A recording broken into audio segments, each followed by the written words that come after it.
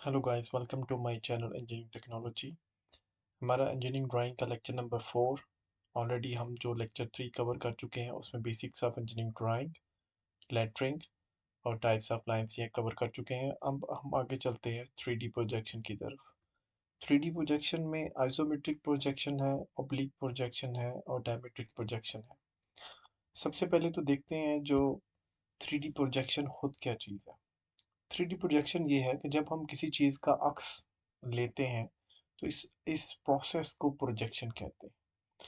उस प्रोजेक्शन के ज़रिए जो हम अक्स लेते हैं, इमेज लेते हैं, उसको व्यू कहते हैं। प्लेन ऑफ प्रोजेक्शन एक ऐसा इमेजिनरी प्लेन है जिस पर आँख के ज़रिए देखकर डायग्राम बनाया जाता है। जैसे कि आप देख सकते हैं कि यहाँ से प्रोजेक्टर है, ये ऑब्जेक्ट है और ये प्लेन ऑफ प्रोजेक्शन है जहाँ से हम इसका व्यू देख रहे हैं। ऐसी ड्राइंग जिसमें डिज़ाइन या ऑब्जेक्ट को इस तरीक़ा से बनाया जाए जिस तरह वो देखने में महसूस होता है, यानी कि एक्चुअली हम जिस तरह एक कैमरे से तस्वीर बनाते हैं, एक ऑब्जेक्ट को देखते हैं, बिल्कुल उसी तरीके से उसको बनाया जाए ताकि उसकी तीनों सरफेसेस नज़र आएँ। और ऐसी ड्राइंग को हम पिक्टोरियल ड्राइंग भी कहते हैं। अब इसके आगे 3 टाइप्स हैं। सबसे पहले है आइसोमेट्रिक प्रोजेक्शन। आइसो का मतलब होता है 30 डिग्री। तो ऐसी ड्राइंग जो बनाते हैं हम जिसमें जो ज़ाविया रखा जाता है, एंगल रखा जाता है, वो 30 डिग्री रखा जाता है। अब यहाँ पे हम एक सिंपल क्यूब देख सकते हैं कि इसकी जो वर्टिकल लाइंस हैं उनको हमने वैसे ही बनाया है, लेकिन जो इसकी हॉरिजेंटल लाइंस हैं क्यूब की, उनको हमने 30 डिग्री पे बनाया है।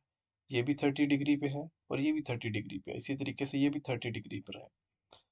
और जबकि जो पैमाइश है, जो मेजरमेंट है, वो एक्चुअल होती है, जो एक्चुअल लाइंस की लंबाई है वही होती है। तो इसलिए इसको आइसोमेट्रिक प्रोजेक्शन कहते हैं।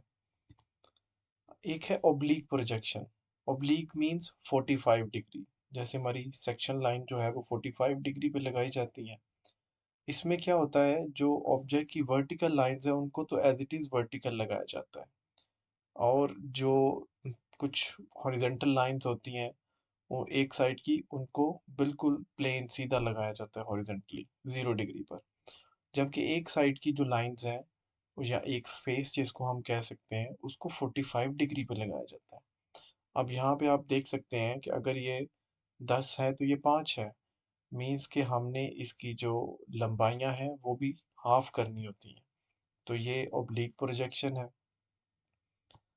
आगे देखते हैं डायमेट्रिक प्रोजेक्शन। इसमें भी ऑब्जेक्ट का एक फेस इस तरह दिखाया जाता है जैसे वो वर्टिकल प्लेन के साथ 7 डिग्री बना रहा है, और दूसरा जो है वो 42 डिग्री बना रहा है।